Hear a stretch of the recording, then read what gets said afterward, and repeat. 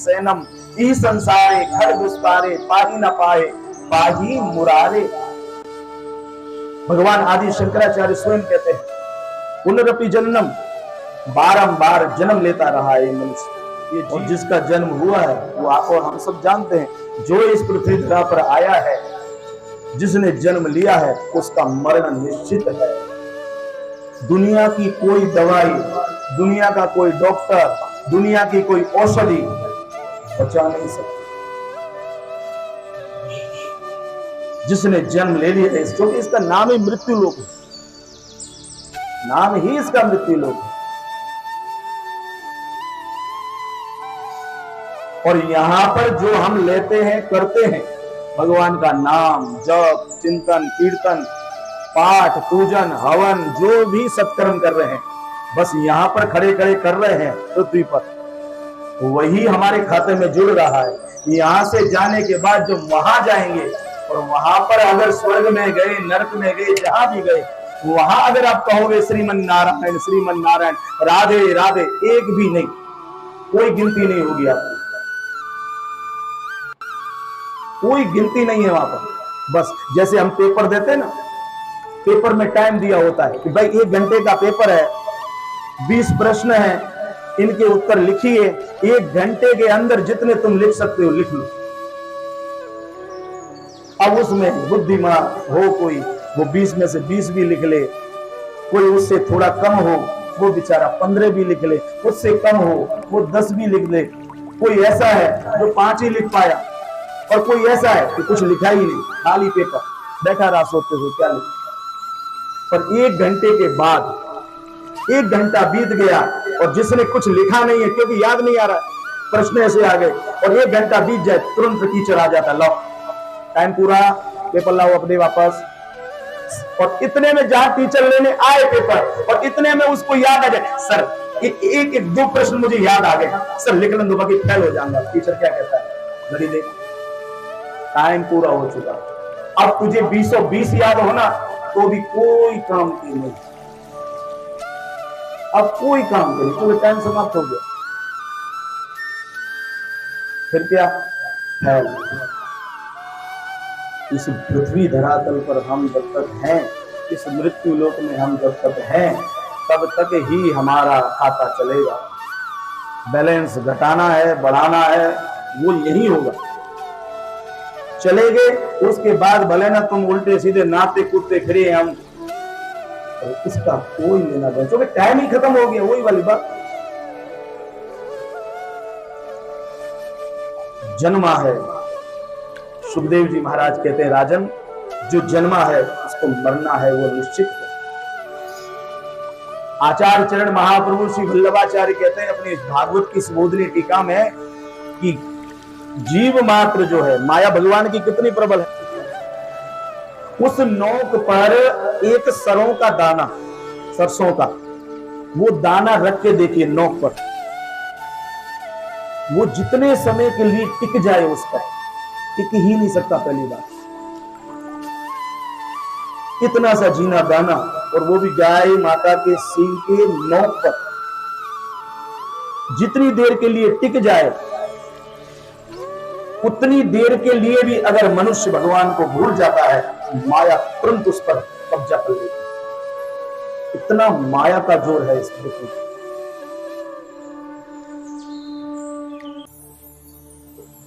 ऐसे ऐसे कितने हम अखबारों में पढ़ते हैं, कितने कितने ऐसे बड़े बड़े सेठ धन कुबेर लोग इस पृथ्वी धरातल पर, के साथ साथ में 20-20 डॉक्टरों की फौज साथ में रहती है, वो भी बड़े निष्णात डॉक्टर। हमारे परम पूज्य गुरुदेव महाराज को हार्ट की प्रॉब्लम थी, वो मुझे कहते थे इस बात में, हार्ट की प्रॉब्लम थी तो डॉक्टर ने बोला था कि तुम्हें कभी भी अटैक आ सकता है, तो उसके लिए एक गोली आती थी। मैं हर साल कहता हूं इस बात को, पर वो बात याद आ जाती है मुझे। इतनी सी गोली, छोटी सी, और बहुत उस टाइम पे मेरे हिसाब से 1990 की ऐसी 90-91 की बात है, जब मैं वहां पढ़ता था मेरा, तो इतनी सी गोली, और वो कुछ ऐसी आती थी 4-5 रुपए की। तो वो जहां भी जाते थे चाहे 2-3 घंटे का ही सफर हो कहीं जाने के लिए, तो उस गोली को बिल्कुल साथ में रखते थे। तो मुझे कभी कभी हंसते हंसते कहते थे कि, तो मुझे लाला कहते थे वहां पर कि लाला देख तो सही, नित्य भगवान की हम सेवा कर रहे हैं, नित्य उनके साथ रह रहे हैं, रात दिन उनके चरणों में पड़े हैं, और देख तो सही उस मुरली वाले पे मुझे भरोसा नहीं है, इस गोली पर कितना भरोसा है। कि विडंबना तो देख इस बुद्धि की, मुझे ये भरोसा है कि वो नहीं बचाएगा, ये 5 रुपए की गोली मुझे बचा ले। क्योंकि जब भी आदमी को डॉक्टर ने बोला था कि जब भी आपको ऐसा लगे, क्योंकि हार्ट अटैक वाले को पता चल जाता है कि कुछ भी इधर उधर हो रहा है, तो कि उस गोली को जीभ के नीचे दबा लेना, अटैक की वो गोली आती है उसको जीभ के नीचे दबा लिया जाता, तो आता हुआ अटैक रुक जाता। तो साथ में लेके घूमते थे, कहीं अटैक आए रास्ते में कहीं भी। रात को, मैं भागवत की गद्दी से कह रहा हूं, वो रात को सोते थे तो भी तकिया के पास लगा के सोते थे, कहीं रात में अचानक आ गया और मैं ढूंढता रहूं तो गोली नहीं मिली तो। और जिस डॉक्टर ने दिया था उसका नाम भी आज मुझे याद है, डॉक्टर लाखानी, गुजराती थे, स्पेशलिस्ट गुजरात के हार्ट के वो। तो रात को सोते थे ना, वो भी तो तकिया के नीचे लगा के सोते थे, कहीं रात को अटैक आ गया तो कहां ढूंढूंगा गोली। कि इस 5 रुपए की गोली पर भरोसा है और उस 3 लोग के नाक पे मुझे भरोसा नहीं है। ये गोली मुझे, मतलब क्या हुआ, अगर वहां धुआं दिखाई दे रहा है तो इसका मतलब है कि वहां आग जरूर होगी। अग्नि है तभी तो धुआं है, बिना अग्नि के कहीं धुआं देखा? अग्नि है तो धुआं है। ये सृष्टि देख रहे हो ना, इसी का अर्थ है कि भगवान है, क्योंकि भगवान के बिना ये सृष्टि चल नहीं सकती। जैसे अग्नि के बिना धुएं का कोई अस्तित्व नहीं है, हाँ धुएं के बिना अग्नि हो सकती है। जरूरी नहीं है कि अग्नि प्रज्वलित हुई है तो धुआं हो ना भी हो, पर अग्नि जरूर चाहिए। अग्नि होगी तो ही धुआं निकल सकता है। ऐसे ही भगवान कह रहे हैं मैं हूं, ये इसका प्रमाण है। ये सृष्टि आप देख रहे हो, भगवान सूर्य नारायण अपने समय पर आ जाते हैं और पूरे जग को प्रकाशित करते हैं। चंद्रमा रात्रि में अपने समय पर आते हैं, वो ना दिखाई दे वो हमारा दोष है, ये हमारा आंखों का दोष है, पर वो अपने समय पर पहुंच जाते हैं। समय पर सब कुछ हो रहा है। ये क्या बता रहा है? भगवान कण कण में व्याप्त है। ये सृष्टि को कोई चला तो रहा होगा। तो ऐसे अब जैसे कि माइक ही चल रहा है, देख लो ना, पंखा चल रहा है, लाइट दिखाई दे रही है, आप बता दो मुझे कहां है इसमें बिजली? करंट आ रहा है तभी तो ना, दिखाई नहीं दे रहा। हाँ तार खुले हो, उंगली लगा के देखो, फिर पता चल जाए करंट है। हाँ, फिर तो आप नाचते कूदते कहोगे करंट है, पर दिखाई नहीं दे रहा ना, पंखा चल रहा है। बस यही प्रमाण है भगवान के लिए। पंखा चल रहा है, माइक बोल रहा है, आवाज आ रही है माइक में से, लाइटें जल रही हैं, यही प्रमाण है। तारों में बिजली है, करंट है, विद्युत है, तभी ये प्रकाश हो रहा है, तभी इसमें से आवाज आ रही है, तभी ये हवा दे रहा है, पर दिखाई नहीं दे रहा। ऐसे ही भगवान की सृष्टि चल रही है। इसका मतलब है कि प्रभु हैं। इन 4 श्लोकों का उपदेश किया है। आगे चलकर भागवत जी के 10 लक्षण बताए गए हैं। जो महापुराण होता है ना, उसमें 10 लक्षण होने चाहिए, ऐसा सुखदेव जी महाराज कहते हैं। सभी को महापुराण नहीं कहा जा सकता, जिसमें 10 लक्षण हो। वो लक्षण क्या है? अत्र सर्वो विसर्गश्च स्थानम पोषणम मूर्तयः मनवंतरेशानु तथा विरोध मुक्तिराशय। जिसमें सर्ग, विसर्ग, स्थान, पोषण, पुति, मनवंतर, ईशानु कथा, निरोध, मुक्ति और आश्रय, ये 10 लक्षण जिस ग्रंथ में हो उसको महापुराण कहा जाता है। और इतना कहकर दूसरे स्कंद की समाप्ति की गई है। इति श्रीमद्भागवते महापुराणे द्वितीय स्कंद भगवान युगल सरकार चरण कमल प्रीत्यर्थे समर्पयामि। बोलिए युगल सरकार की जय। 2 मिनट संकीर्तन और उसके बाद आगे की कथा। टाइम बड़ी जल्दी भाग रहा है, पता नहीं है 6 भी बज गए, पर चलन दो शिव चरित्र लेकर, शिव चरित्र कहकर और बाबा भोले बाबा की बारात में जाके और बाबा का विवाह करके फिर अपने अपने घर जाइएगा। आइए 2 मिनट संकीर्तन। अरे मेरे सिर पर हाथ रखो राधा रानी, मेरे सिर पर हाथ रखो राधा रानी, मेरे सिर पर हाथ रखो राधा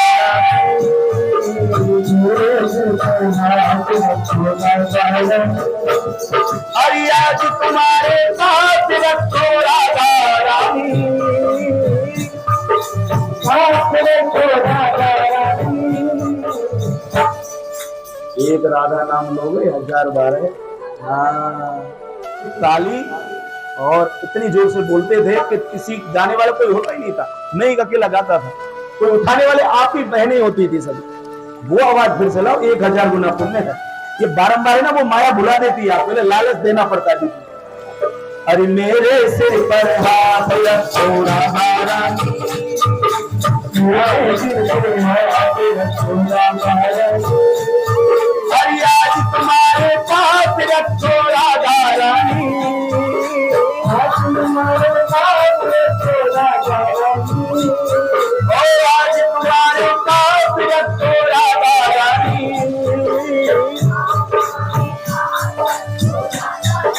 होय होय होय होय मेरे सिर पर हाथ रखो राधा रानी,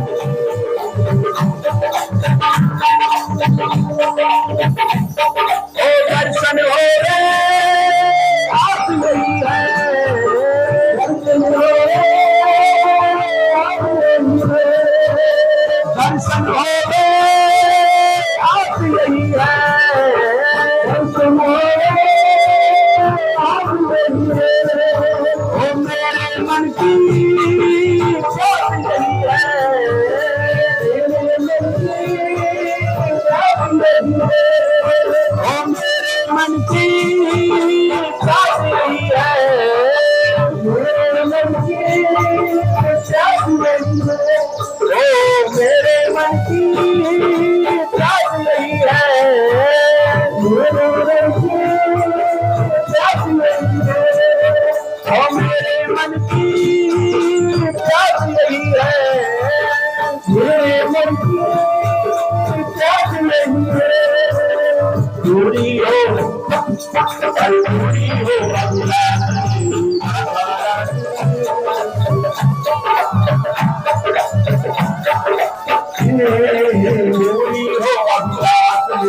राधा रानी, दूरी हो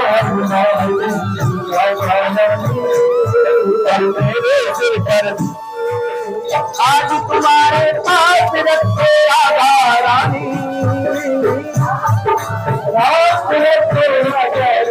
होय होय होय होय मेरे सिर पर आज रखो राधा रानी,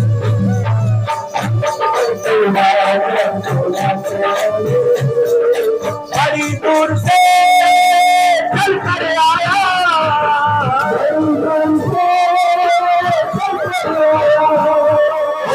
तुमसे ही मिलने आया,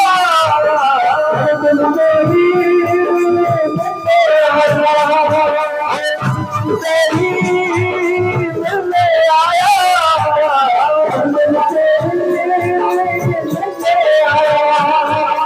चरण कमल के पास रखो राधा रानी, कमल के पास रखो राधा रानी, ओ चरण कमल के पास रखो राधा रानी, चरण कमल के पास रखो राधा रानी, ओ आज तुम्हारे पास रखो राधा रानी, तुम्हारे पास रखो राधा रानी, होय होय होय होय मेरे सिर पर हाथ रखो राधा रानी, मेरे सिर पर हाथ रखो राधा रानी, असुरन मोती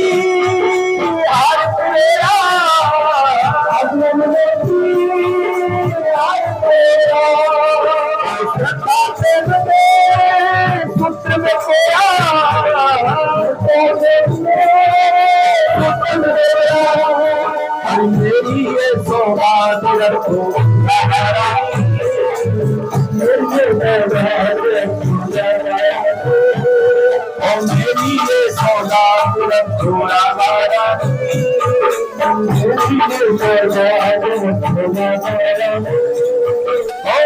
तुम्हारे पास रखो राधा रानी, तुम्हारे पास रखो राधा रानी, आज तुम्हारे पास रखो राधा रानी, आज तुम्हारे पास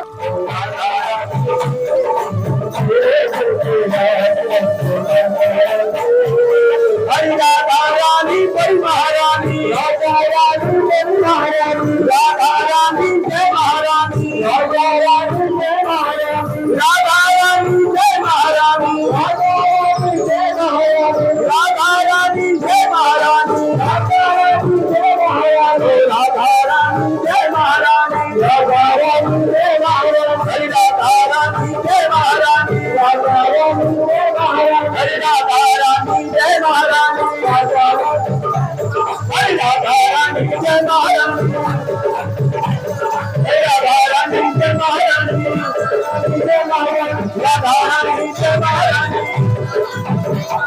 राधा रानी जय महारानी, हरी राधा रानी जय और श्री वृंदावन बिहारी लाल की जय। महात्मा लोग ऐसा कहते हैं कि अगर आप तीर्थ में जाकर गंदगी करते हो, हाँ, उसका आचमन जरूर करना चाहिए। आचमन करिए, मस्तक पर अपने शरीर पर जल को छिड़काव करिए,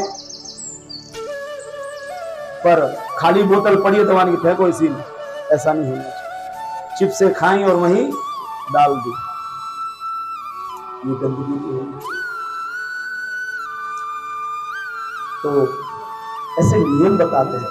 ज्यादा वाद विवाद नहीं करना चाहिए यात्रा में जब जाओगे। ज्यादा संग्रहित करके नहीं ले लेना चाहिए जब यात्रा में जाओ। ज्यादा इकट्ठा नहीं करना। 15-20 जोड़ी कपड़े डाल लिए, मान के ऐसा करो 2-4 भी ले चलो। पंजाबी तड़का वहां नहीं मिलेगा, डालो यहाँ। हाँ,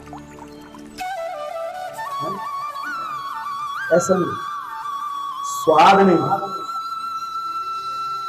संत लोग ऐसा कहते हैं भागवत के, यात्रा में जाओ बड़े ही उससे सावधानी से। ज्यादा मौज शौक की और स्वाद की चीजें नहीं ले जानी है। जो जरूरत है उन चीजों को ले जाओ। अपनी दवाई है भाई, कोई भी प्रॉब्लम हो सकती, साथ में ले जाओ। कपड़ों की जितने की जरूरत है उतने लेकर जाइए। कम से कम आहार करिए, ऐसा लिखा गया है, जो हमने संतों के मुख से सुना है। कम से कम आहार, जितनी भगवत चर्चा, भगवत संकीर्तन, भगवत वार्ता हो सके उतना करने की कोशिश करिए। घर वालों से ज्यादा संपर्क नहीं, ऐसा हमने अपने गुरुजनों को सुना।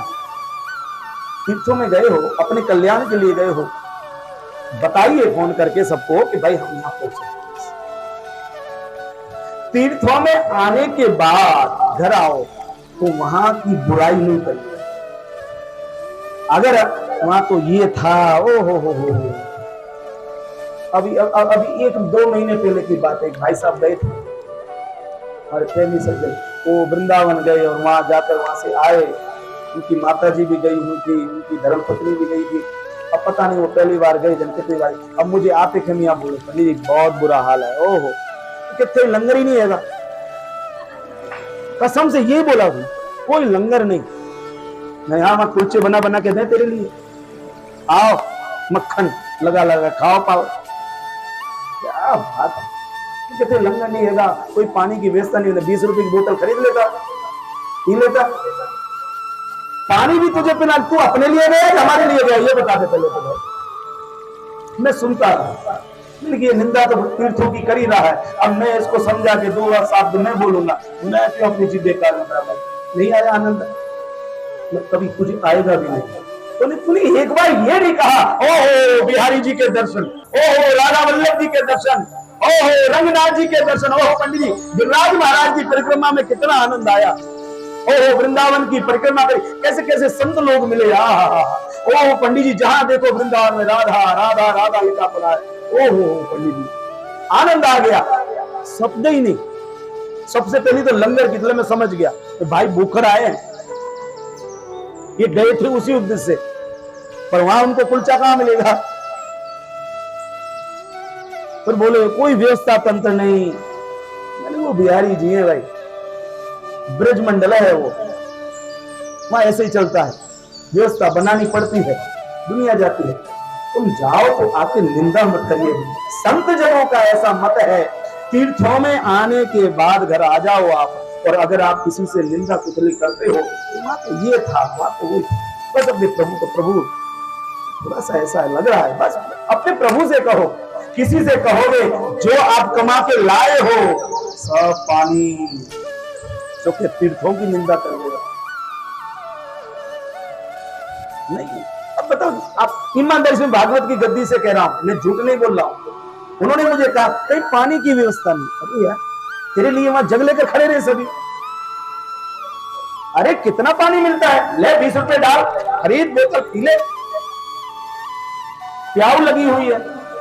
निंदा कि ये गया ही नहीं वृंदावन, गया खाली पिकनिक मना के आगे बेचारा, और क्या दर्शन तो इसने क्या करे। यात्रा में जाओ, आने के बाद निंदा नहीं करें।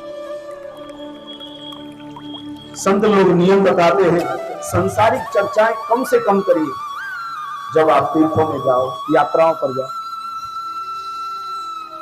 इसलिए परीक्षित राजा को सुखदेव जी ने कहा, हे राजन यात्राओं में विशेष ध्यान रखिए। जब यात्रा की बात आई तो परीक्षित राजा ने कहा, महाराज मैंने सुना है कि एक बार विदुर जी के यहाँ द्वारका नाथ भाजी आरोगने के लिए गए थे, ये बात सत्य है? हाँ।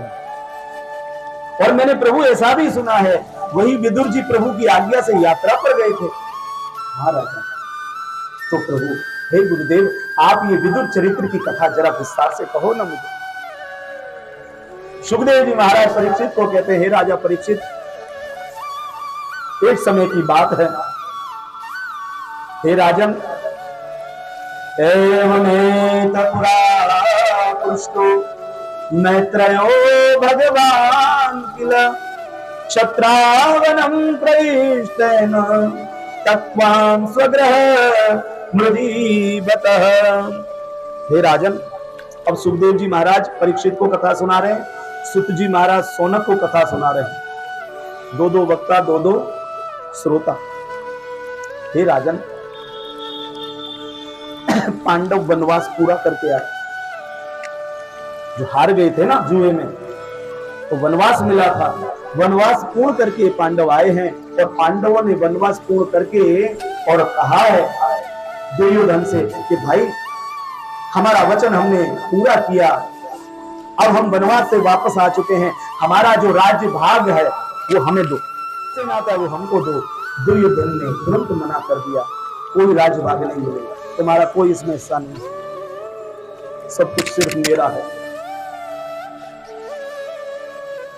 पांडवों को मना किया। और उस समय विदुर जी को पता चला कि दुर्योधन बेईमानी कर रहा है, पांडवों को उनका भाग नहीं दे रहा है। दुर्योधन को विदुर जी समझाने नहीं गए क्योंकि उनको पता है ये नहीं समझेगा। उसके पिता धृतराष्ट्र को समझाने के लिए विदुर जी गए, और विदुर जी ने जाकर धृतराष्ट्र कहा, बड़े भैया जरा अपने पुत्र दुर्योधन को समझाओ ना, ये अच्छा लगता है, भाइयों भाइयों में झगड़ा हो रहा है, आप चुप बैठे हो। अरे जितने पांडव भी तो ये पांडव भी तो आपके भाई के ही पुत्र हैं, तो दुर्योधन भी आपका पुत्र है, आप बड़े हो, आपको ये योग्य लगता है? अगर राज्य भाग नहीं होगा तो पांडव और कौरवों के बीच कितनी बड़ी दुश्मनी बढ़ जाएगी। भाई आप बोलो कुछ, दुर्योधन को समझाओ।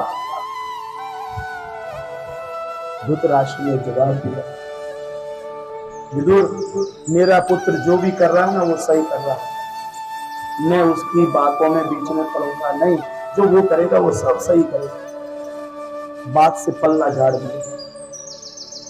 लेकिन जब विदुर जी समझा रहे थे ना धृतराष्ट्र को, तो दुर्योधन की गुप्तचर ने ये बातें सुन ली और गुप्तचर ने जाकर दुर्योधन को कह दिया, महाराज विदुर जी महाराज आपके खिलाफ बातें कर रहे थे, आपके पिताजी को भड़का रहे थे। दुर्योधन को पता चला।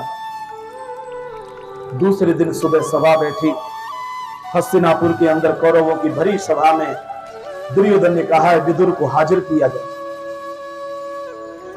विदुर जी महाराज को बुलाए, विदुर जी महाराज को बुलाकर लाए और भरी सभा में सुग्रीव जी परीक्षित को कहते हैं, राजन भरी सभा में दुर्योधन ने विदुर जी महाराज का जो अपमान किया, जो शब्द बोले,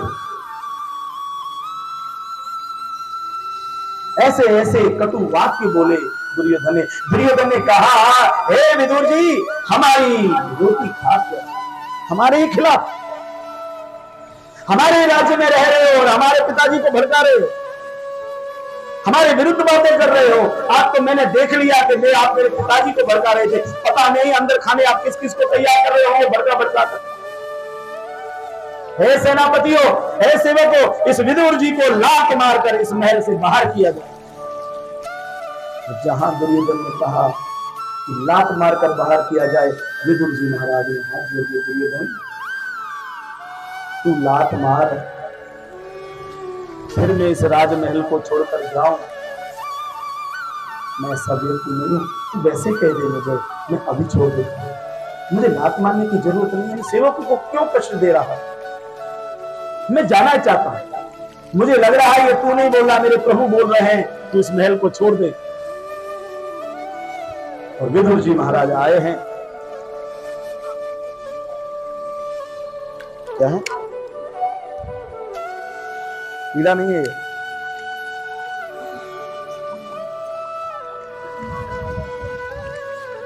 माला का तिलक, उनको यूं लगा ना हरा रंग का है।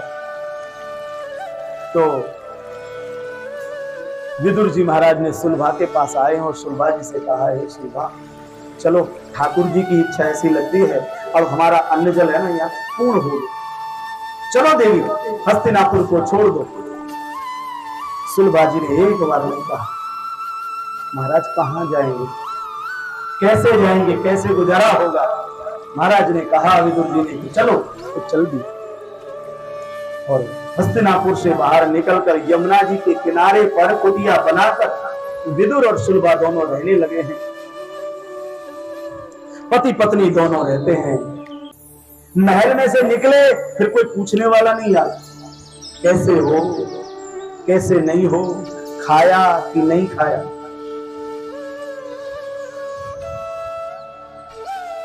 और विदुर जी को, सुलभा जी को मन में कोई भाव या कुभाव भी नहीं है कि कोई हमसे पूछने क्यों नहीं आया।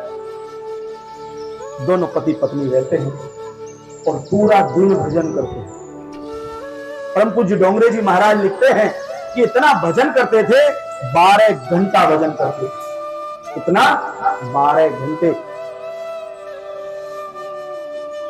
3 घंटे भगवान की कथा, 3 घंटे भगवान का भजन, 3 घंटे भगवान का संकीर्तन, ध्यान,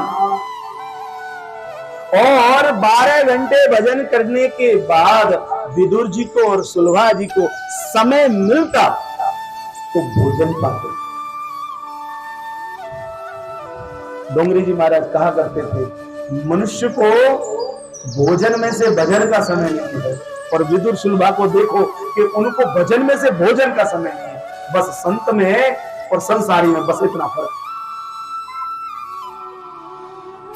और वो भी समय मिलता तो भोजन करते, वो भी भाजी, वो भी कैसी, ना तो उसमें मिर्चें, ना कोई मरी मसाले, ना कोई तेल। अरे नमक भी मिल जाए तो बहुत बड़ी बात मानो साहब। सिर्फ भाजी तोड़ी, पानी में डाली, उबाली और उबली हुई भाजी। खाने का मन नहीं कर, सो गए। ऐसे 12 साल भजन, 12 घंटे, 12 साल विदुर और सुलभा ने भजन किया, सिर्फ भाजी खाती। वो ठाकुर जी आते ना भाई, ऐसे थोड़ी ठाकुर जी आए। कुछ कह रहा था मुझे, ऐसे कथा में कहता तो मैंने ऐसे कहीं बोला ना, तो मैंने कहा कि सिर्फ भाजी खाते थे, वो भी बिना उसमें नमक मिर्च कुछ भी नहीं, वो भी समय मिले तब। इतने में ट्रेन बोल पड़ी करना, महाराज हम भी हफ्ते में 1-2 बार खाते। मैं बोला बहन जी वो पाव भाजी की बात मैं नहीं कर रहा, मैं भाजी का बोल रहा हूँ। वो तो आप हफ्ते में 7 दिन खा सकते हैं, ये भाजी की बात हो रही है, इसमें तड़का नहीं लगता। ठीक है, अच्छा मैं समझी कि वो नहीं वहां दूर दूर तक लेना देना। 12 घंटे भगवान नित्य प्रति भजन कीर्तन, दुनिया से कोई मतलब ही नहीं। न विदुर और सुलभा किसी के द्वार पर गए, न विदुर सुलभा के द्वार पर कोई आया। महलों में थे तो सम्मान मिलता था, आज झोपड़ी में है तो कुछ पूछने वाला नहीं, ये सोने है। और नित्य का क्रम, यमुना जी में सुबह सुबह पति पत्नी दोनों स्नान करके बस किसी से कोई लेना देना नहीं, अपनी कुटिया में आ गए और भजन शुरू। एक दिन की घटना, एक दिन की घटना। विदुर जी महाराज सुबह सुबह स्नान करने के लिए जा रहे हैं, और जहां स्नान करने के लिए गए, विदुर जी की निगाह पड़ी, नजर करने। विदुर जी बात मन में भाव जगा, ये आज हस्तिनापुर को क्यों सजा रहे हैं? आज पहली बार इच्छा हुई पूछूं इनसे, अब तो कोई बात नहीं होती थी, आज पूछा कुतूहल बस, जिज्ञासा जगी है, क्यों जगा, इतनी सजावट क्यों हो रही है? तुरंत पूछा सेवक से, भाई आज ये सजावट क्यों है? बड़ी सुंदर सजावट हो रही है, क्या बात है, कोई गुस्सा है? सेवक ने जवाब दिया, विदुर जी आपको नहीं पता क्यों सजावट हो रही है? मुझे कहाँ पता होगा, मेरी झोंपड़ी भली और मैं भला। ये तो मेरी स्नान करने के लिए जा रहा, मेरी अचानक नजर पड़ गई तो मैं लाओ पूछ लूं, जब क्या है भाई, उत्सव है कोई? नहीं महाराज उत्सव नहीं है, तो फिर क्यों इतनी सजावट हो रही है? तब सेवक ने जवाब दिया, महाराज कल द्वारका से द्वारकानाथ हस्तिनापुर पधारने वाले हैं, यहाँ भगवान की शोभा यात्रा निकलेगी और भगवान द्वारकानाथ वृष्टि करने के लिए पांडवों के दूत बनकर चले आ रहे हैं, उनके लिए महाराज ये तैयारी। और जहाँ द्वारकानाथ का नाम सुना और इतना मन प्रफुल्लित हुआ विदुर जी का, बड़े प्रसन्न हुए। विदुर जी कहे द्वारकानाथ आ रहे कल? हाँ महाराज कल द्वारका उनके लिए ये सारी व्यवस्था तंत्र बनता है, देखो कितनी सजावट हो रही है। ओह आनंद आएगा। जो जिसका 12 साल से भजन कर रहे थे झोपड़ी में बैठकर, वो स्वयं रथ लेकर यहाँ से निकलेगा। बड़े प्रसन्न हुए, कल तो प्रभु के दर्शन हुए।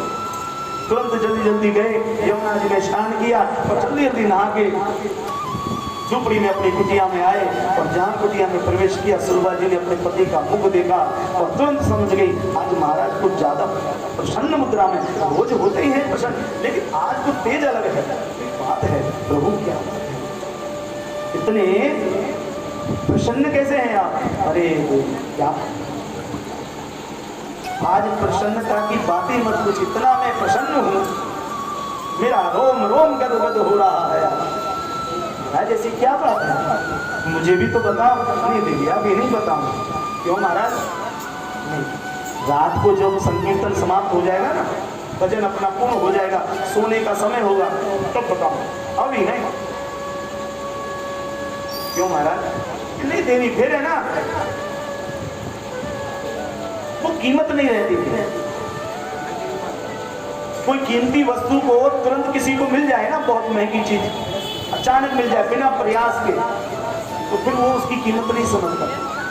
जो बड़ी मेहनत से मिले वो वस्तु उसके हाथ में रात दिन एक कर दिया हो और फिर वो उसकी प्राप्ति हो, उस व्यक्ति को उस चीज की कीमत पता होती है, इसकी क्या कीमत है, मैंने कैसे इसको प्राप्त किया। विदुर जी विचार कर रहे हैं, इतने सुंदर समाचार इसको कहूंगा, अचानक कह दूंगा तो फिर योगी अच्छा इसको थोड़ी प्रतीक्षा कराऊं। रात भर प्रतीक्षा करेगी, पूरा दिन, और रात में इसको बताऊंगा। पूरा दिन कीर्तन में निकल गया, भगवान के भजन में, ध्यान में, कथा में। और जहां भजन समाप्त हुआ, दोनों पति पत्नी शयन करने की तैयारी में। सुलभा जी को बहुत जिज्ञासा है। सुलभा जी ने कहा, महाराज बताइए ना, वो क्या समाचार थे जो आप बता रहे थे, क्यों इतने आप प्रसन्न थे? विदुर जी ने कहा, देवी कहा तुम भी सुनोगी तो फूल ही नहीं समाओगी। ऐसी क्या बात होगी? अरे देवी, जिसकी बरसों से हम राह देख रहे हैं, वो जगतपति द्वारकानाथ कल हस्तिनापुर में आ रहे हैं। देवी, भगवान द्वारकानाथ कल हस्तिनापुर में पधारने वाले हैं, उनकी यात्रा निकलने वाली है। हे देवकी, हे देवी, हमें उनके दर्शन की प्राप्ति होगी। और जहां सुना तो द्वारकानाथ और सुलभा जी का रोम रोम खिलो। वो सत्य कह रहे हो? द्वारकानाथ आने वाले? हाँ देवी, मैं सत्य कह रहा हूँ। अरे मैं सुबह गया था, तू देखी तो सही, हस्तिनापुर को सजाया जा रहा है। अच्छा हाँ, और देखो मैं तुझसे कहना भूल गया, सेवक कह रहे थे भगवान के लिए 56 भोग कितने महीनों से तैयार हो रहे हैं। प्रभु वहां आएंगे और पांडवों के दूत बनकर आ रहे हैं, वृष्टि करने के लिए, चर्चा करने के लिए, भगवान के लिए रसोई लग रहे हैं 56 भोग बनाने।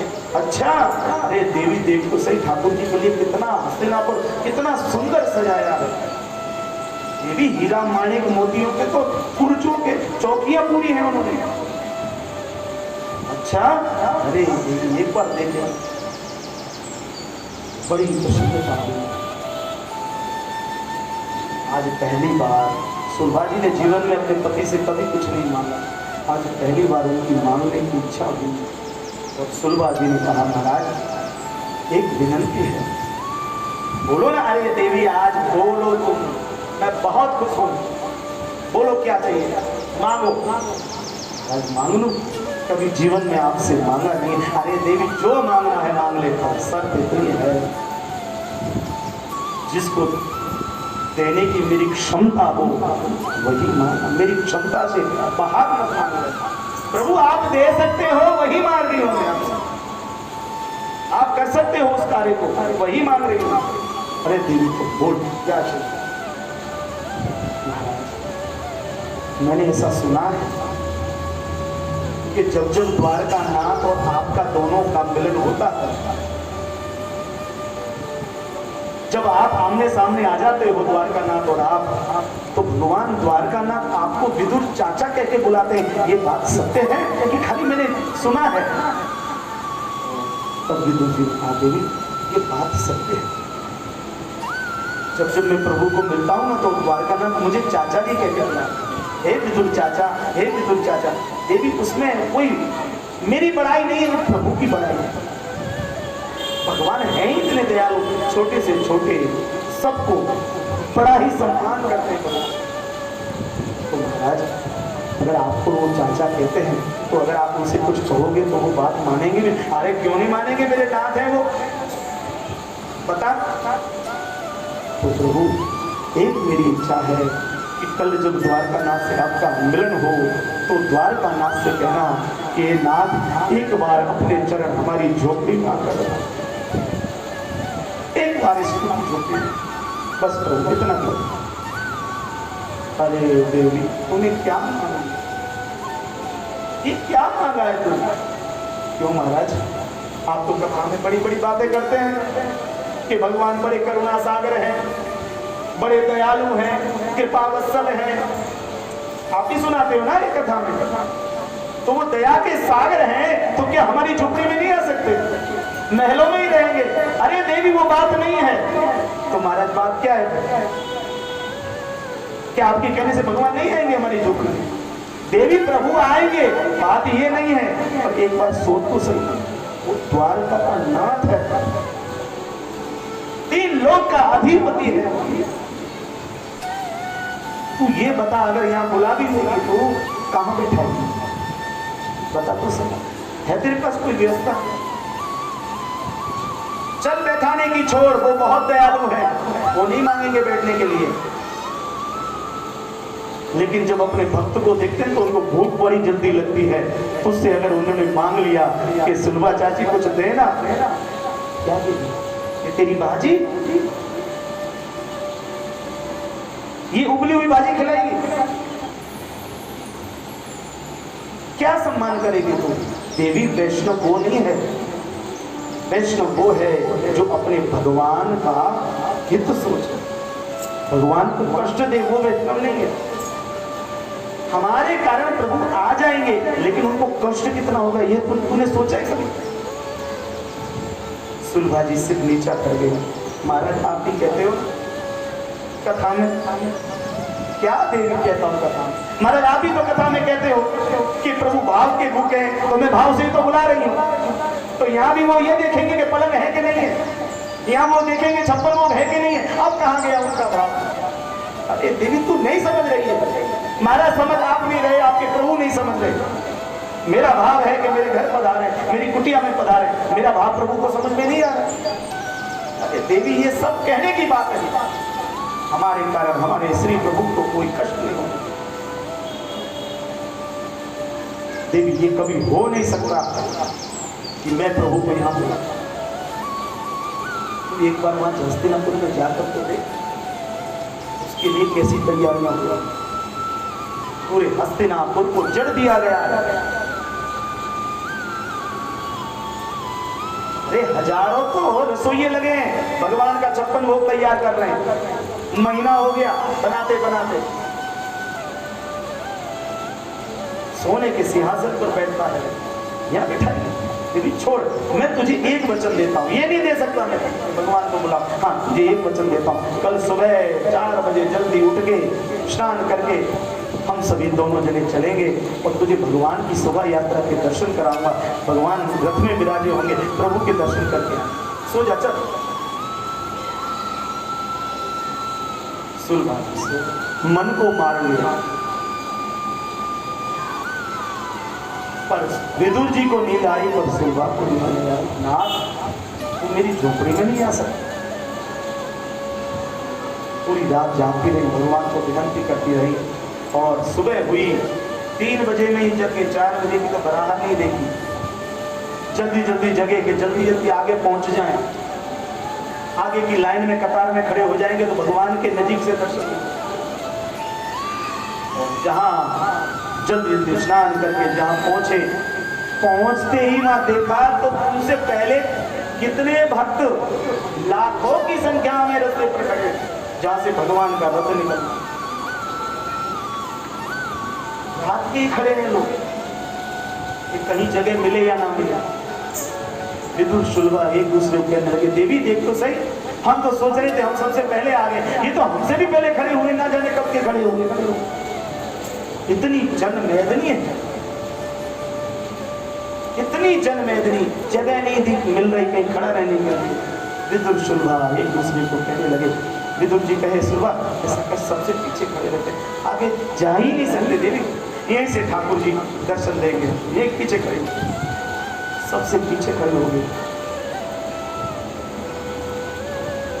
विदुर सुलभा सबसे पीछे खड़े हैं, जनमेदनी बस सबकी रहा, नजरें टिकी हुई है रास्ते पर, कब भगवान का सोने का रथ आता दिखे, कब प्रभु के दीदार हो। सभी जय जयकार कर रहे हैं, विदुर सुलभा भी कर रहे हैं। और उसमें भगवान के जब प्रभु पधारते हैं ना तो छड़ी पुकारी जाती है। मैं हर कथा में कहता हूँ, आप कभी लाइव दर्शन करिएगा द्वारका नाम के, अब तो YouTube पे इतना आते हैं दर्शन द्वारका धाम के। वहाँ के पुजारी जब ठाकुर जी के मंगला के द्वार खुलेंगे ना, उससे पहले देखना, कभी सुनना, थोड़े वाजेंद्र बजते रहते हैं वहाँ पर आरती के समय, कई बार सुनाई नहीं देता, लेकिन जो गए होंगे ना उनको पता है जब द्वार खुलने वाले होते हैं ना तो छड़ी पुकारता, क्योंकि राजा है और राजा जब आते हैं तो सबको पहले अलर्ट कर दिया जाता है, सावधान। तो जब एक सामान्य राजा आता है उसके लिए इतनी सावधानियां बरती जाती हैं, तो 3 लोग का नाथ आएगा तो उसके लिए नहीं रहेगा। और उसी समय छड़ीदार ने छड़ी पुकारी, ये छड़ी आज भी द्वारका के अंदर भगवान को पुकारी जाती है, फिर बाद में ठाकुर जी के बात। और छड़ीदार ने छड़ी पुकारी, गौ ब्राह्मण प्रतिपाल राजनुगे राजाधिराज अखिल ब्रह्मांड अधिपति द्वारिका नरेश राधिका पति श्याम सुंदर श्री कृष्ण प्रभु श्री द्वारकाधीश ने गणी खम्मा। तो राजस्थान और गुजरात थोड़ा सा मिला जुला है, तो गणी खम्मा ही कहा। और भगवान का रथ आता हुआ देखा, सोने का रथ, दारुक सारथी और गरुड़ की ध्वजा फरफरा रही है भगवान की। गरुड़ जी विराजमान है, इसलिए भगवान के रथ को गरुड़ ध्वज कहा जाता है। और प्रभु ने कुछ श्रृंगार धारण किया। भागवत के संत लिखते हैं, माथे सोने का मुकुट, कानों में मैला कुटी कुंडल, गले से लेकर चरणों तक ठाकुर जी ने श्रृंगार धारण किया है। हाथों में बाजू बाजू, कलाई पर बड़े बड़े कड़े सोने के हैं। पीतांबर प्रभु ने धारण किया है। केसरी दुपट्टा पटका प्रभु का हवा में फड़फड़ा रहा है। भगवान की लटे केश हवा में फड़फड़ा रहे हैं। इतना सुंदर रूप भगवान द्वारकानाथ का। और लेकिन भगवान की जो नजर है वो नीची है। दुनिया दर्शन करने के लिए खड़ी है, पर भगवान किसी के सामने देख नहीं रहे। और जहाँ रथ आया, लोगों के हाथ में हीरा, माने की मोती, पुष्प, मालाएं जो भी लोगों ने लुटाया है। द्वारकाधीश की, द्वारकाधीश की जय जयकार होने लगे। लोग बरसात करने लगे, जो हाथ में आए जय जयकार हो गई है भगवान। रथ धीरे धीरे चढ़ा जाना है। और जो विदुर जी ने सुनवा जैसे कहा, देवी देख प्रभु आ गए, द्वारकानाथ आ गए। हाँ महाराज, पर बहुत दूर है, दिखाई नहीं दे रहे। कोई बात नहीं देवी, रथ हमारे सामने आएगा ना तो थोड़े दर्शन हो जाएंगे। रोमांचित हो गए, इतना आनंद, इतने भाव विभोर लोग दर्शन कर रहे हैं। विदुर शर्मा पीछे खड़े हुए और धीरे धीरे धीरे धीरे करता करता रथ, जब विदुर और शर्मा खड़े थे ना, बिल्कुल उनके मध्य में सामने आ गया रथ। और जो प्रभु के दीदार हुए, विदुर जी ने सुना, अरे तू देख नहीं रही है सांवरिया सेठ कितना प्यारा लगा, नजर ना लग जाए लोगों को। खूब देख, इसकी नजर उठा दे। हाँ, पर विदुर जी को बस एक शिकायत नहीं थी। विदुर जी ने देखा कि प्रभु मेरी तरफ देख नहीं रहे, क्योंकि भगवान की निगाह नीचे है, नेत्र नीचे है, अपने चरणों को प्रभु देख रहे हैं।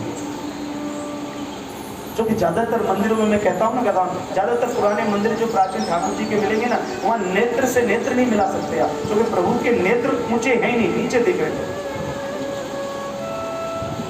हमारे गुरु महाराज कहा करते थे, मैंने आपको सुनाया भी कि लक्ष्मी नारायण का मंदिर था, तो इतनी भीड़ लगी हुई थी, लेकिन प्रभु के नेत्र नीचे लक्ष्मी जी के सामने थे, ऊंचे थे। तो जो भी कोई देख रहा था, लक्ष्मी जी उनको देख पा रही थी और वो लक्ष्मी जी को देख पा रहे थे। तो लक्ष्मी जी ने भगवान को कौन ही माना, प्रभु ये दुनिया आ रही है और तुम है कि नीचे नजर करके खड़े, जरा देखो ना इनकी तरफ, उनको भी तो यूं लगे प्रभु हमको देख रहे हैं।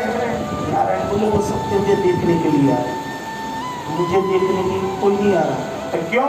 क्योंकि किसी को गाड़ी चाहिए, किसी को पैसा चाहिए, हे लक्ष्मी मैया ये कर दे, हे लक्ष्मी मैया वो कर दे, हे लक्ष्मी मैया तेरा ये व्रत रखूंगी, हे लक्ष्मी मैया वो हो जाए।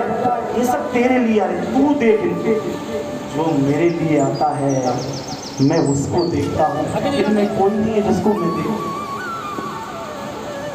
इसलिए प्रभु के नेत्र नीचे हैं और प्रभु को नीचे देख रहे हैं। आज विदुर जी की आंखें बताई, हे नाथ तू किसी के सामने ना देख, वो चलेगा, तो हमारे सामने तो मांगने नहीं खड़े, तेरा दर्शन करने के लिए। हे प्रभु एक बार मेरी तरफ आप निहारो, क्योंकि मैं आपका निष्काम से थोड़ा सा आगे बढ़ा, विदुर जी को यूं कि प्रभु का रथ निकल जाएगा, प्रभु देख नहीं पाएंगे मुझे, या मैं प्रभु को नहीं देख पाऊंगा। और उसी समय भगवान ने जैसे हृदय की पुकार सुनी और तुरंत पहली बार प्रभु के नेत्र जो नीचे थे ऊपर हुए और विदुर जी की तरफ देखा। विदुर जी ने तुरंत सुलभा का हाथ पकड़ा, सुलभा देख, द्वारकानाथ हमारी तरफ देख रहे हैं। आनंद आ गया, जैसे कुबेर का खजाना, प्रभु ने इतने लोगों में हमको देखा।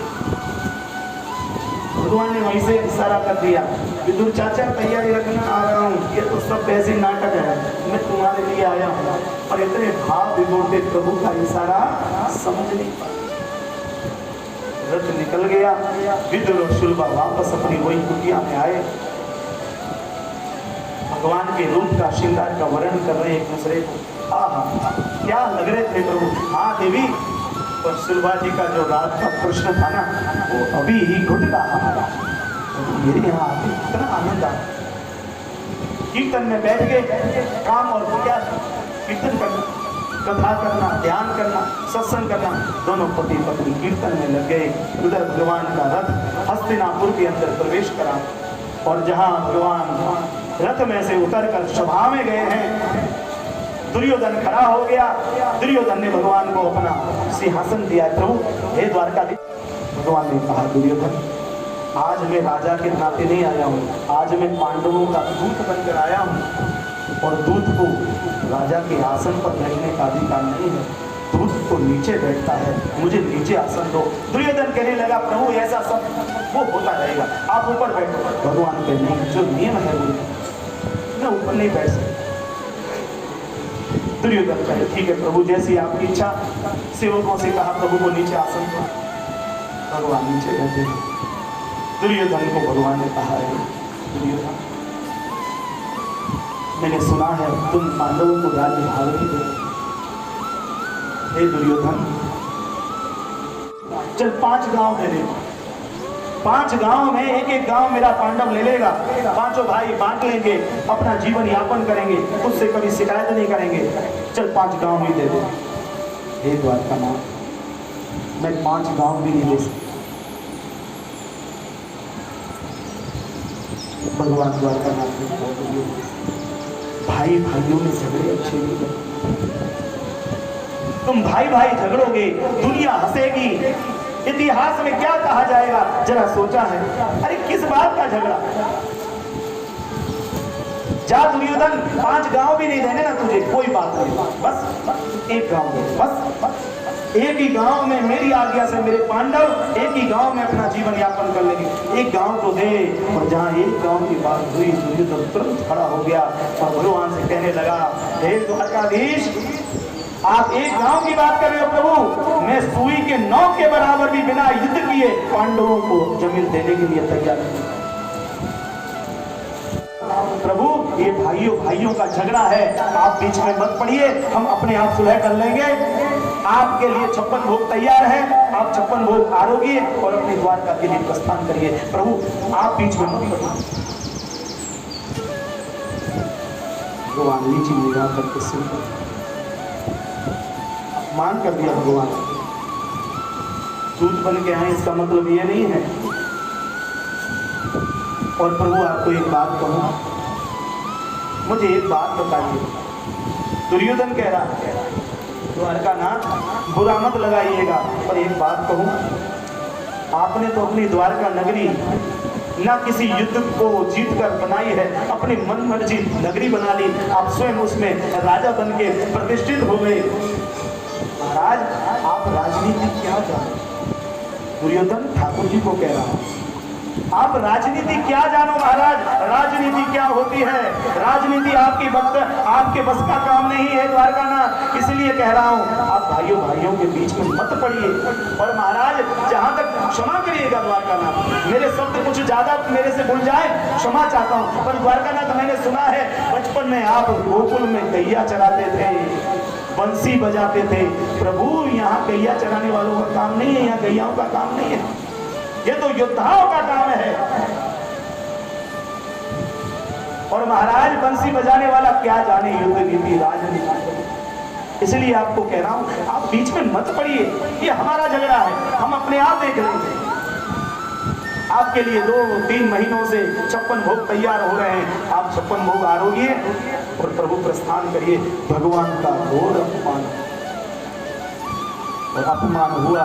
प्रभु सभा में से खड़े हो गए और दुर्योधन को इतना कहा, दुर्योधन, पूरी सभा खड़ी हो गई थी प्रभु के साथ में, क्योंकि सब समझ चुके थे दुर्योधन कुछ ज्यादा बोल गया। तुरंत भगवान द्वारकानाथ ने कहा, दुर्योधन तुझे क्या लगता है ये मैं क्यों झूठ बोलकर आया हूं पता है? जब इतिहास के पन्नों पर लिखा जाएगा दुर्योधन, तो दुनिया वाले ये ना कहे, कभी इतिहास में लोग मुझे ये ना कहें कि भगवान द्वारकानाथ चाहते तो महाभारत का युद्ध रुकवा सकते थे, लेकिन भगवान ने एक कोशिश नहीं करी। यही कोशिश में करने आया। कल जाकर लोग भविष्य में ये ना कहे कि भगवान ने कुछ नहीं किया, ये युद्ध होता नहीं, इतने लोग मरते नहीं, पर मैंने पूरी कोशिश कर ली। और तू समझने को तैयार नहीं। और दुर्योधन क्या कह रहा है? मैं राजनीति नहीं किया। क्या कह रहा था? मैंने गैया चराई है, मुरली बजाई है। तो दुर्योधन अभी तुझे पूरी जानकारी नहीं है। दुर्योधन, मुझे मुरली भी बजानी आती है और इतना भी ध्यान रखना जरूर पड़ती है ना, तो मैं सुदर्शन भी धारण करता हूँ। शायद ये तूने सोचा नहीं होगा। इसका ये बात बताई कि नहीं बताई किसी ने? और तू कह रहा है ना कि आप भाइयों के बीच में मत पड़िए, मैं पांडवों के साथ हूं दुर्योधन। अब राजनीति क्या होती है वो मैं तुझे समझाऊंगा। और मुलाकात होगी कुरुक्षेत्र के मैदान में, मुलाकात अब वहीं होगी। मैं बताऊंगा राजनीति क्या हो। दुर्योधन, तूने बहुत गलत किया। भगवान ने कहा चलो यहाँ से। तुरंत दुर्योधन को लगा कि बहुत गलत भूल गया मुझसे, तुरंत भगवान के चरणों में पड़ गया, प्रभु क्षमा करो। द्वारकानाथ भूल जाइए इन बातों को। आपके लिए 56 भोग तैयार रखा हुआ है प्रभु, आप आरोग्य। द्वारकानाथ के किसको बोल, यदि 56 भोग खाने के लिए आया हूँ। अरे बावरे, एक ताली बजाता हूँ ना 10-10 56 भोग द्वारका में तैयार हो जाएगा। तू यहाँ 3 महीने से मदगल करने लग रहा है।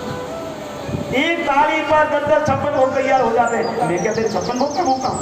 मेरे पांडवों के लिए मैं आया। तूने जो व्यवहार किया, तेरे यहाँ 56 भोग। अरे जहां आदमी भूखा हो, उसके पास अन्न ना हो, तब आदमी दूसरे के घर में खाता है, या उसका बहुत ही आत्मिक संबंध हो तब खाता है। और तेरा और मेरा कितना प्रेम संबंध है ये तो हमने देख ही लिया, तूने दिखा भी क्या क्या तू बोला। अब कोई भोजन नहीं, अब तो मुलाकात होगी कुरुक्षेत्र के मैदान में। अपनी छाती को वज्र की बना लेना, क्योंकि वहां मेरी मुरली नहीं बजेगी, वहां सुदर्शन घूमेगा। भगवान ने फटकार फेंकी है और प्रभु चल दिए। पूरी सभा खड़ी होकर भगवान के पीछे चल दी। दुर्योधन ने बड़ी कोशिश करी, प्रभु छोड़िए इन बातों को, मान जाइए, प्रभु भोजन आरोग्य। भगवान कहे, जिस सभा में तूने मेरे विदुर जैसे परम भक्त को लात मारने की कोशिश करी हो और उसको हस्तिनापुर से निकाला हो, उस राज्य में रहकर मैं तेरा अन्न खाऊं।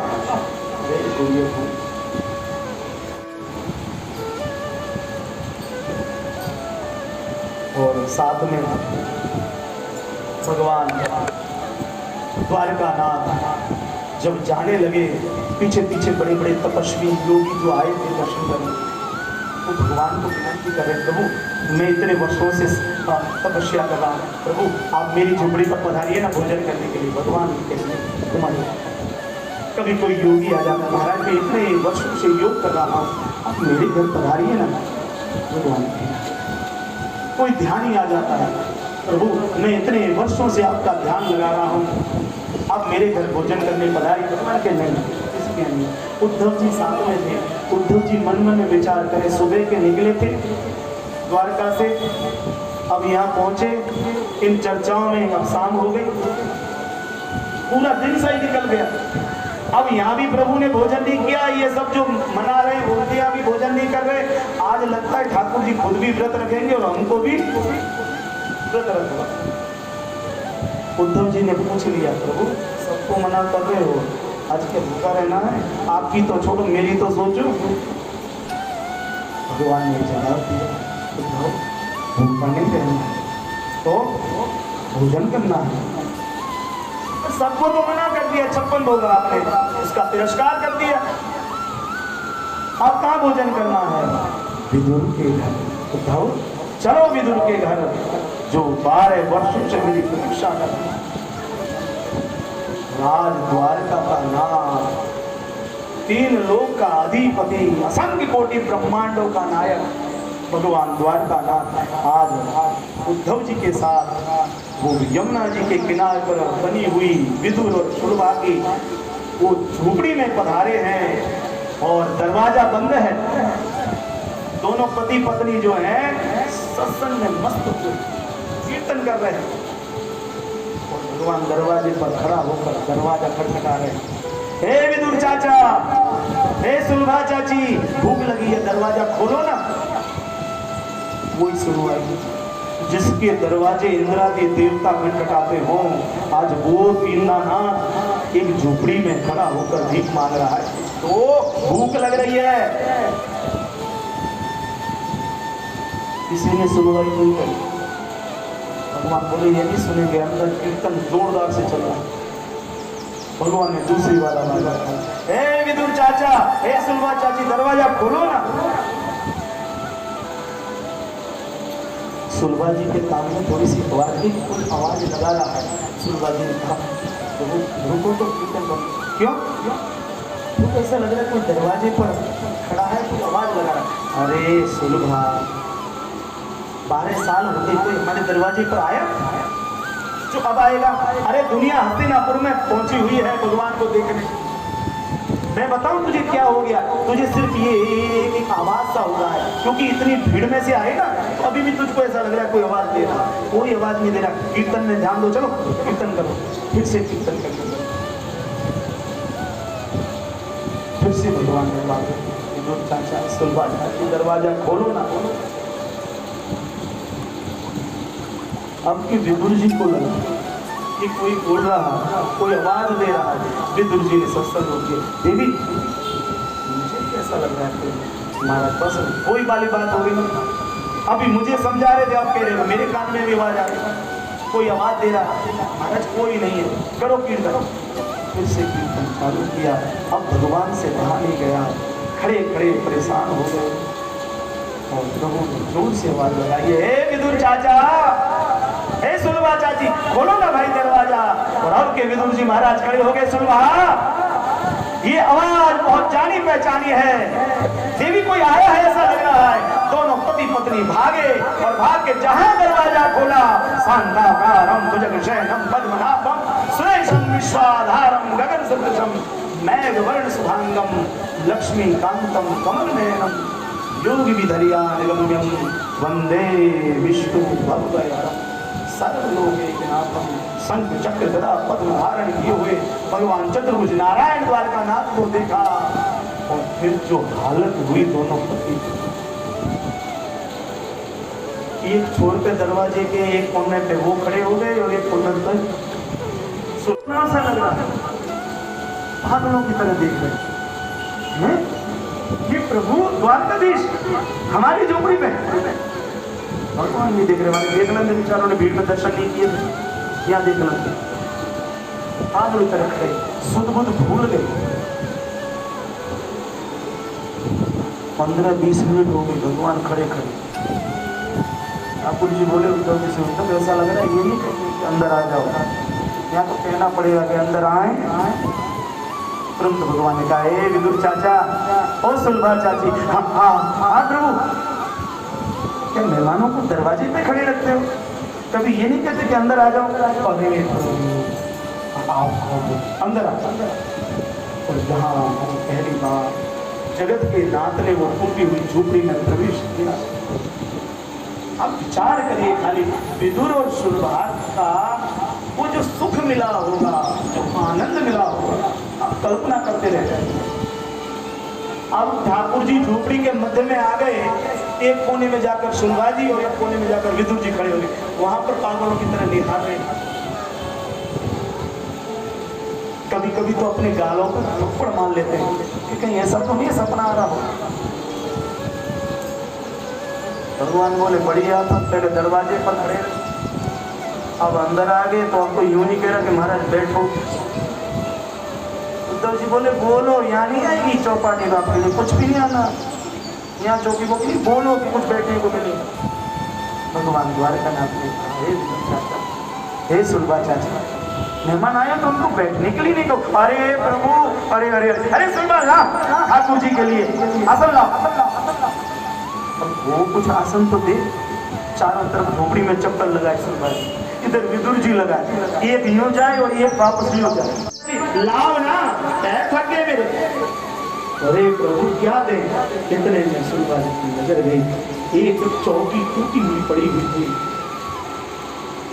विदुर जी कहते भैया इस पे प्रभु बैठो, भाव भी बोल रहे, अब तो भाव नहीं लगा, चौकी भूल चुके हैं भगवान, बस इतना पता है प्रभु आए।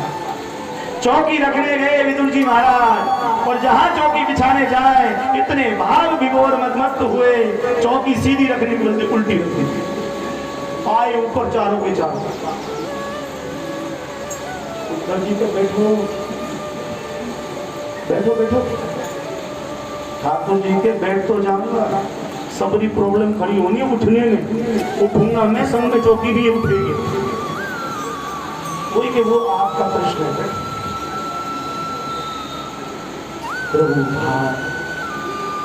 इतना प्रभु ने ये नहीं देखा, बाकी ऐसा कहा जाता है, हमारे गुरु महाराज कहा करते थे, और भागवत में वर्णन है, जिसका एक जो द्वारका नगरी के अंदर भगवान द्वारकानाथ जिस द्वारका के सिंहासन पर बैठते थे, उसका सिंहासन का एक पाया खूब खरीदने की कुबेर की औकात नहीं। कैसी बात कर रहे साहब, 4 पाए नहीं कह रहा हूं, एक पाया। कुबेर भंडारी की औकात नहीं कि द्वारकानाथ के सिंहासन का एक पाया खरीद ले, वो वैभव जगतपति का आज कहां बैठा है, टूटी हुई चौकी। इतना तो वैभव मेरे भक्त ने दिया, तो वो बड़ी मुश्किल से बैठे, फंस गए, बैठे गए। अब फिर दोनों जने पति पत्नी खड़े होकर बिहार में गए। भगवान बोले ये तो पूछेंगे नहीं कि चल कुछ चल पान कुछ। भगवान बोले हे विदुर चाचा, हे सुलभा चाची, हाँ हाँ हाँ हाँ प्रभु, एक भूख लगी है, मेरी जोर से कुछ खाने के लिए लाओ। और जब भक्त का महाभाव उठता है ना, तो भगवान को भूल गया, बाकी कितनी थालियां रख दो भगवान नहीं करता। आज भक्त का विदुर जी का, सुलभा जी का वो महाभाव है कि भगवान सामने से कह रहे हैं, आप और हम लोग तो थालियों की भालियां सजाते हैं, आरोप प्रभु तुलसी दल अर्पण कर दिया है। ये पूछो विदुर सुलभा से, कहाँ तुलसी दल डाला है? महाभाव भगवान खुद कह रहे लाभ है। विदुर सुलभा कहने लगे प्रभु वहां 56 भोग तैयार हो रहा था, वहां से नहीं आरोप कराए। अरे विदुर चाचा, उस पापी के दुष्ट के मैं 56 भोग खाऊंगा? मैं तो आपके यहाँ आया हूं, आप दो मुझे कुछ खाने के लिए। अरे प्रभु यहाँ तो कुछ नहीं है, मुझे भूख लगी है। इतनी देर में सुलभा जी बोली है, प्रभु जब आपकी शोभा यात्रा देखने के लिए गए थे ना, तो एक वैष्णव ने आते समय हमको 2 केला दी, वो केला दे तो चलेगी? भगवान बोले दौड़ेगी, पकड़नी पड़ेगी, जल्दी लिया। सुलभा जी ने 2 केला लाए, और सुलभा जी छिलका उतारे केले का, और छिलका उतार के इतनी भाव विभोर हो गए, कुछ समझ नहीं रहे हम क्या कर रहे हैं, क्या करना चाहिए। छिलका उतारा, अंदर से जो गर्भ निकला केला का, वो लेकर झोपड़ी के बाहर फेंका, और छिलका भगवान के हाथों में दिया, प्रभु खाओ, बहुत पका हुआ केला है। और द्वारकानाथ ने छिलका लेके मुंह में डाला, भगवान की आंखों में से अश्रु की धारा बहने लगी। और भगवान ठाकुर जी बोले हैं भागवत में, हे विदुर चाची, हे सुलभा चाची, ये स्वाद केला में कैसा आ रहा है। कितने वर्ष पूर्व जब गोकुल में मेरी यशोदा मुझे अपने हाथों से खिलाती थी, वो जो हाथों में उसकी स्वाद था, हे सुलभा चाची, वही स्वाद इतने वर्षों के बाद देखने को मिला। बड़ी स्वादिष्ट, प्रभु मीठी तो है ना केला? अरे बड़ी मीठी है, लाओ लाओ। फिर से छिलका गर्भ बाहर, दूसरा छिलका दिया, प्रभु खा गए। खिलाने वाले को ये नहीं पता कि क्या खिला रहे हैं, और खाने वाले को ये नहीं पता मैं क्या खा रहा हूं। दोनों पाप। और दोनों केला खा गए, छिलके खा के केला तो खा। भगवान के अभी भी भूख लगी है। विदुर जी सुलभा जी बोले प्रभु अब तो कुछ नहीं है, ये 2 केला ही थी। अरे देखो ना सुलभा चाची, कहीं होगा कुछ ना कुछ। कुछ नहीं है, सही में बोले, आपसे झूठ बोले। भगवान की नजर गई चूल्हे पर, वो जो भाजी थी ना उबली हुई, वो भी 2-3 दिन की बासी पड़ी हुई थी। भगवान ने कहा वो क्या है? अरे नाथ वो आपके खाने लायक नहीं है, बासी है प्रभु, बहुत बेकार है वो हम जैसे लोगों के लिए। भगवान द्वारका नाथ कहे अच्छा तुम खा सकते हो, मैं नहीं खा सकता। अरे प्रभु वो बात सही है, आप नहीं खा सकते, प्रभु आपके लायक नहीं है। विदुर सुलभा मना करते रहे, और भगवान द्वारका नाथ खड़े हुए हैं, ये लोग मुझे नहीं देंगे, मुझे स्वयं जाना पड़ेगा। और भगवान दौड़े हैं। जैसे बच्चे को चॉकलेट मिल जाए और बच्चा दौड़ता है ना, ऐसे भगवान को भाजी लेने के लिए, खाने के लिए दौड़े हैं। और चूल्हे पर से भाजी उठाई और भगवान अब जमीन पर बैठे, चौकड़ी मारकर जमीन पर बैठे। परंतु जो डोंगरे जी महाराज लिखते हैं कि भगवान ने वो जो पतीला था वो अपनी गोद में रख लिया, अंदर बाहर से पूरा काला, क्योंकि चूल्हे पर रांधते थे ना, इतना काला मश हो रहा था। जरा भी भगवान को ये नहीं हो रहा है कि मेरे कपड़े गंदे हो जाएंगे, खराब हो जाएंगे, काले पर कुछ नहीं, इतने भाव विभोर। तुरंत अपनी गोद में पतीले को रख के और भगवान दोनों हाथों से भाजी को खा रहे। भाजी का रस निकल निकल के प्रभु के हाथों से चला जा रहा है। विदुर और सुलभा देख रहे हैं, नाथ हमें पता है ये तेरे खाने लायक नहीं है, हमें बड़ा करने के लिए तू ये खा रहा है, हम जानते हैं कहा तू 56 भोग खाने वाला, आज भाजी खा रहा है, हमें पता है, दुनिया को बताने वाला, बताने के लिए तू खा रहा है, प्रभु हमें पता है। भगवान ने पूरी भाजी दोनों को दर्शन दिए, और तब द्वारकानाथ ने कहा हे विदुर चाचा, हे सुलभा चाचा, हे विदुर जी आपको सावधान करने आया हूं। मेरी एक तो आपको हमेशा भक्ति मिलेगी, मेरा लोक, मेरी प्राप्ति होगी आपको। हे विदुर, हे सुलभा और हे विदुर चाचा, आपको कहना चाहता हूं कि अब महाभारत का युद्ध पक्का हो चुका है, महाभयंकर युद्ध होगा। अगर यहाँ रुकोगे तो दोनों पक्षों में से एक पक्ष में रहना पड़ेगा, और मैं नहीं चाहता कि आप कोई पक्ष में रहो। आप यहाँ से निकल जाइए और तीर्थ यात्रा पर चले जाइए। भगवान द्वारकानाथ विदुर और सुलभा को दर्शन देकर अपनी द्वारका के अंदर तुम्हारे हैं। बोलिए द्वारकाधीश। शिव चरित्र कहने की इच्छा थी पर हो नहीं पाया। राधे श्री राधे राधे राधे श्री राधे राधे जय राधे राधे राधे जय राधे राधे श्री राधे जय राधे राधे राधे श्याम श्यामा जय रामा जय राधे राधे श्री राधे राधे जय राधे राधे राधे जय राधे राधे श्री राधे राधे जय राधे राधे ओ मन राधा ही राधा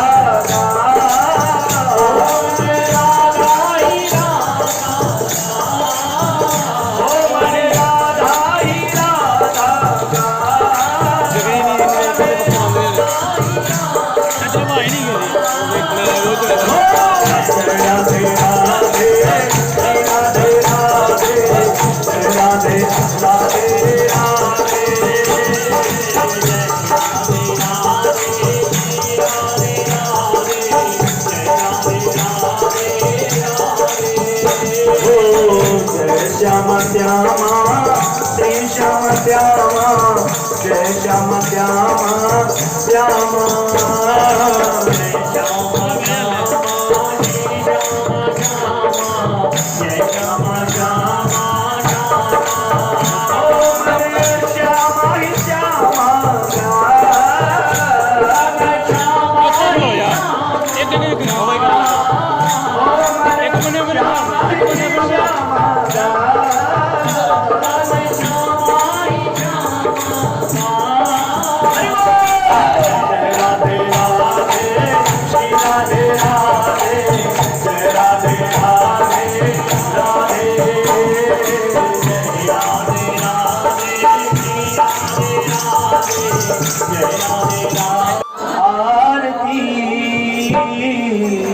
पापियों को पाप से तारती भागवत भगवान की है पापियों को भागवत भगवान की है आरती पापियों को पाप से है तारती भागवत भगवान की है आरती पापियों को पाप से है तारती भागवत भगवान की है आरती पापियों को पाप से है तारती ओ ये अमर ग्रंथ ये मुक्ति पंथ ये पंचम वेद निराला नव ज्योति जगाने वाला नव ज्योति जगाने वाला नव ज्योति जगाने वाला ये अमर ग्रंथ ये मुक्ति पंथ ये पंचम वेद निराला नव ज्योति जगाने वाला नव ज्योति जगाने वाला नव ज्योति जगाने वाला